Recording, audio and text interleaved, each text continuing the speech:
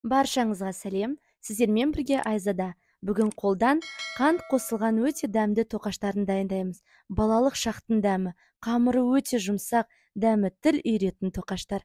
Өз отбасыма әзірлеп жатырмын. Сіздер де міндетті түрде әзірлеңіздер. Өте риза болатындарыңызға сенімдімін. Өнімдердің пропорциясын осы видеоның астында көре аласыз. Шұңғыл ыдысқа 300 мл жылы сүтті құямыз. Үстінен 7 грамм ашытқы және 2 ас қасық қантты салып араластырамыз. Келесі жалпы массадан 5 ас қасық ұнды салып жақсылап араластырамыз. Ашытқы қамырдың үстінде көбігі пайда болғанша бетін пищевая пленкамен жауып 15-20 минутқа жылы жерге қоямыз. Бөлме температурасындағы 2 жұмыртқаға 70 грамм сұйық майды қосып араластырамыз.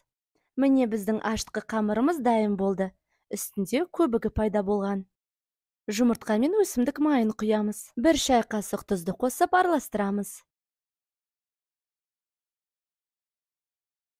Ұнды бірнеше бөліктерге бөліп, елеуіштен өткізіп, ақырындап араластыра бастаймыз. Менде жалпы 670 грамм ұн кетті. Бірақ сіз өз ұныңыз бойынша қараңыз. 600 бен 700 граммның арасында болуы мүмкін. Достар, лайк басып, каналға тіркеліп, келесі видеоларымды өткізіп алмас үшін қоңырауша белгісін басып кетіңіздер. Басында қасықпен, сосын қолмен илей бастаймыз.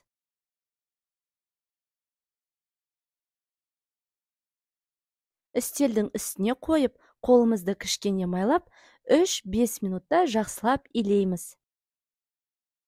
Қамырымыз өте жұмсақ және кішкене қолда жабысатындай болуы қажет.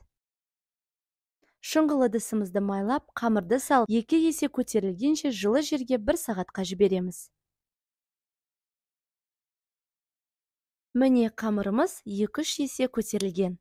Жұмыс істейтін орныма ұн сеппей-ақ қамырды үстелдің үстіне қоямын. Бірақ сіз өз қамырыңыз бойынша қараңыз. Қамырды 1-2 бөлікке бөліп, әр бөлігін ұзын сопақша көлемге келтіріп, 8 бірдей бөлікке бөлеміз. Менің қосқан ұнымның мөлшері бойынша шамамен әр бөлігі 75 граммнан шықты. Жалпы алғанда 17 тоқаш шықты. Әр бөлікті дөңгелек пішінге келтіреміз. Шет-шеттерін ортасына қарай илеп, үстелдің үстінде айналдырып аламын.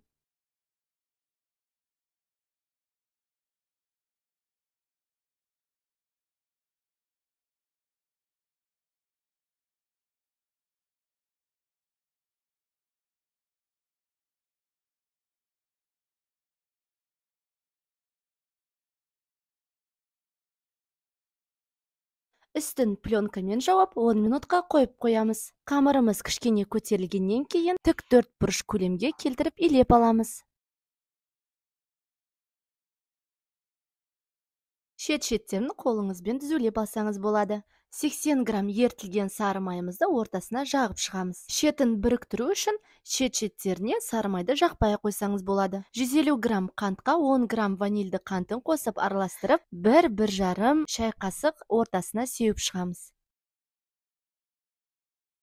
Осылайша орап, шетін біріктіріп қысып шығамыз.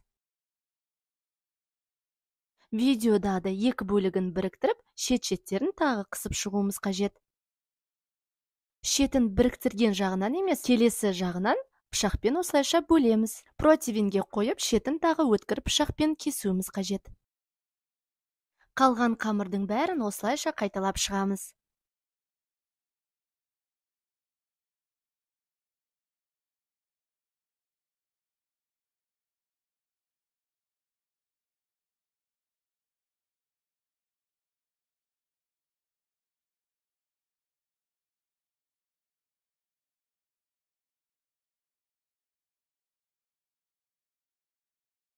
Тоқаштарымыз кішкене көтерілуі қажет, сондықтан да бөлме температурасында 20 минутқа қойып қоямыз. Көтерілгеннен кейін үстін жылы сүтпен немесе бөлме температурасындағы сүтпен үстінен жағып шығамыз. Қалған қантпен үстінен кішкене сеуіп шығамыз. Сонда бізде тоқаштарымыздың беті де жылтырап шығады. 180 градуста қызып тұрған пешке 17-20 минутқа жібереміз. Міне біздің өте жұмсақ, хош иісті тоқаштарымыз дайын болды. Ыстық кезінде сүтпен ішсеңіз, дәмі тіл үйіреді. Міндетті түрде жасап көріңіздер. Каналға тіркеліп, достарыңызбен бөлісуді ұмытып кетпеңіздер. Сау болыңыздар.